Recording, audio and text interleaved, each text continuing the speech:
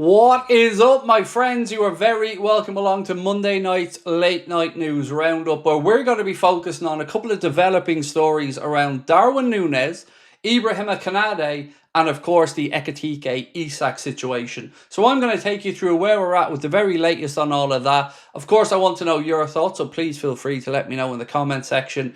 Do drop a like if you enjoyed the video, and don't forget as well to join up with the Anfield Agenda WhatsApp community, where you will get all of this information as quickly as we can possibly deliver it to you via a few updates. Scan that QR code that you've seen on the screen, and that will bring you in. Right, loads to get through. I want to just make an announcement about the Anfield Agenda podcast, if I may. It will be out at 10 p.m. tomorrow night for members first. So if you're a member of the Anfield Agenda community, you will be able to get that on the YouTube membership tab at 10 p.m. tomorrow night. For everybody else, the podcast will be available at 10 a.m. the following morning. It's myself, it is Steve Bland, and it is Chris Stonage back together to discuss all things Liverpool. Right, let's get stuck into this. So Mateo Moretto, who is, of course, Real Madrid friendly, let's say, has said there are currently no negotiations on a contract renewal between Ibrahim Akinade and Liverpool.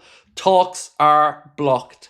Now look, this is one side of this conversation, but I said something tonight on the stream, and I'm going to try and summarise it here for you now. Ibrahim Akinade has previously set a precedent where we spoke to the media to say that the suggestions that he was close to signing a new Liverpool deal back in October, November time were, to use his own words, BS. Now, there's nothing stopping Akinade right now coming out in the media to say that these same rumours saying he's stopping contract talks with Liverpool and only wants Madrid, there's nothing to come out and stop him putting those to bed, but he isn't. So what can we summarise from this? Well, surmise is probably the word I'm looking for. It seems to me like he's allowing the situation to develop. So for me, I think Liverpool can play hardball on this one. And if Akinade does want to leave the football club, it should be on our terms. And I know people will say he's free to run down his deal, which he is. But I think Liverpool are also free to play hardball here and look after our own interest, because we have to draw a line in the sand. We can't have the Trent situation happening all over again. Right, let's talk about Newcastle and EKITIKE and Isak. So there's a couple of things that we know here. Firstly, Julian Laurent, who is a very, very well-respected journalist, said super agent Ali Barat is currently in Newcastle to finalise, and that being the key word here, the Hugo EKITIKE deal. Around 80 million euros for the French striker from Frankfurt, who had a great season in the Bundesliga. Now, the newspaper has said Liverpool are keen on Alexander Isak, despite Newcastle's stance of not wanting to sell the player. If EKITIKE is to join Newcastle, Anthony Gordon, Alexander Isak, Jacob Murphy and Harvey Barnes, it could be one of them that departs. But which one will it be? Now, there's a report out there tonight linking us with a different one of those players, and I'll come back to that in a minute. Let's talk Gary Jacob and Matt Hardy Sport here. Credit Anfield Talk for their post. They said sources at Newcastle insist that if EKITIKE is signed, it would not mean that Alexander Isak will definitely leave this summer. But the Frenchman's arrival will clearly have significant financial implications for a club who only narrowly avoided a PSR points penalty last season. Liverpool are known admirers of Isak. Now look, for anybody who's going to say to me, Craig, Newcastle said they're not selling, what else are they going to say? Because they're hardly going to tell the world that they're about to get a load of dough for Isak and are going to spend that on EKITIKE, are they? Because that would mean they would be fleeced. And Liverpool are hardly going to sit back and allow Hugo EKITIKE to just go unchallenged to join Newcastle if he's our number one target. So there has to be a plan at play here from Liverpool. I don't know what the plan is, and I'm not claiming to, but I do trust the process. My argument with the club has always been I didn't think there was money available, and I thought the owners were cheaping out. We've seen this summer that the money is there. And even if it is waiting for Darwin to be sold, and more on that to come in a moment, we wouldn't sit back and watch EKITIKE go to Newcastle without putting up a fight. Think back to Luis Diaz. We moved for him in the January window only because Spurs had stepped up their interest. Liverpool's plan was to wait till the summer and then go and sign him. So we have precedent for this. So I don't think Liverpool are panicking. I can only assume that there's a plan at play. Remember, Richard Hughes and Newcastle's manager Eddie Howe are good mates. They played together at Bournemouth. So I can see a world where people can read into this and see that this ends up with Isak at Newcastle. But I can also see a world where people think Newcastle are being ambitious. I'm being honest and saying I don't know.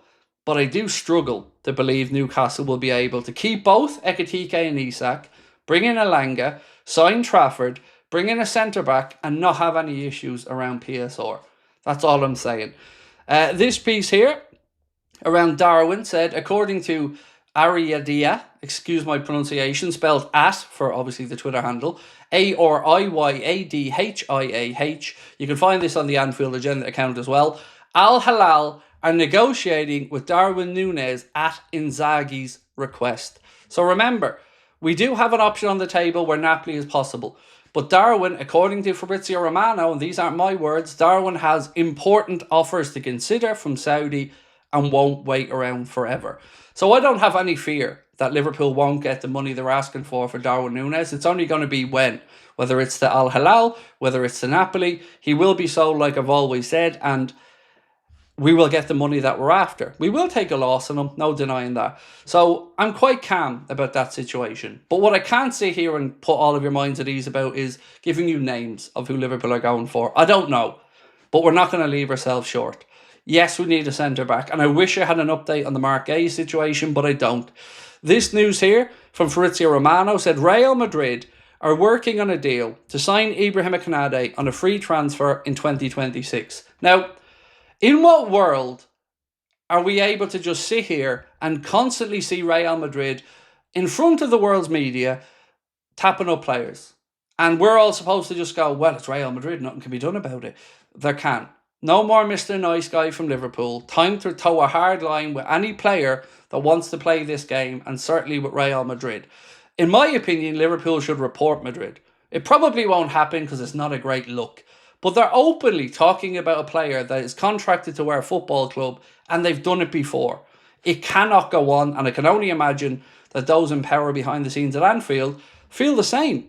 Because, you know, these guys don't get to where they are by just being nice guys who roll over. There is steel in there, and I think the Trent situation was a far more difficult one to draw that line in the sand, because Trent had 20 years of experience at the club, being a born and bred Scouser and growing up idolising the team. So the club were respectful in that situation because Trent's loyalty to the club, whatever we think and whatever side of this we're on, you could at least make the argument why. KONATE isn't the same. And I think Liverpool can play hardball and should play hardball here if there is a stonewalling of any contract renewal. Now, last story for the night. Newcastle winger Anthony Gordon has been linked with a potential move to Liverpool, according to Ben Jacobs. Now, remember, Newcastle will probably have to move one player on this window. And of course, we're all sitting here hoping that player is Isak. But it might be Anthony Gordon. This is what I'm saying. Keep an eye on this situation, because I don't believe that Newcastle have this great plan to sign EKITIKE, to sign Trafford, to sign Elanga, to sign a centre-back, and there's no money issues. So for me, it's starting to heat up now, and it's starting to get really interesting. So we did ask tonight, do you think Ibrahim Akinade wants to leave Liverpool Football Club? We ran a poll on it. 87% of over 2,000 people that took part in that poll said yes, they think that Akinade wants to leave. And if we're at the point where most of us think he does want to leave, and he's not rubbishing these rumours in the media, then why should we play nicey nice? We've got our own interests to look after. We've just been through a tragic set of events.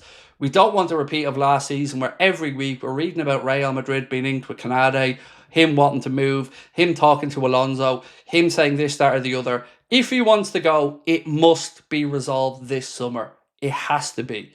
That's my take on it. So, to summarise, I want your thoughts on the Darwin Núñez situation. Al Hilal coming in. We will probably get that €60 million that we're looking for, or will Napoli push ahead and finally make the signing they've been threatening to make all summer?